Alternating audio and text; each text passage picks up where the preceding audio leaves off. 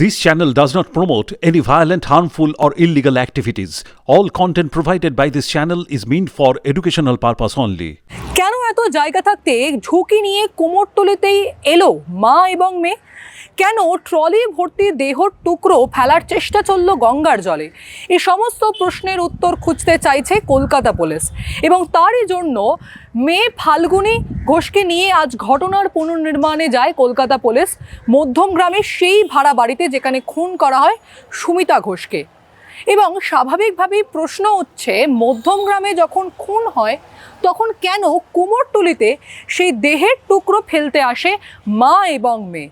লালবাজার সূত্রে খবর, আরতি ঘোষের স্বামী একসময় থাকতেন এই কুমোরটুলি এলাকায়, অর্থাৎ ফাল্গুনী ঘোষের বাবা এই আইডিটালা এলাকায় থাকতেন বলে তাদের যাতায়াত ছিল নিত্যদিন, অর্থাৎ অলি গলি মা এবং মেয়ের পরিচয় ছিল।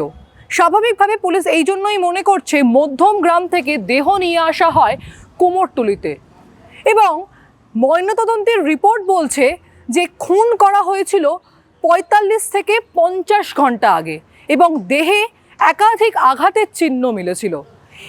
যে মহিলাকে খুন করা হয় সুমিতা ঘোষ, তার অসমে এবং কলকাতায় সম্পত্তি রয়েছে, নিঃসন্তান তিনি।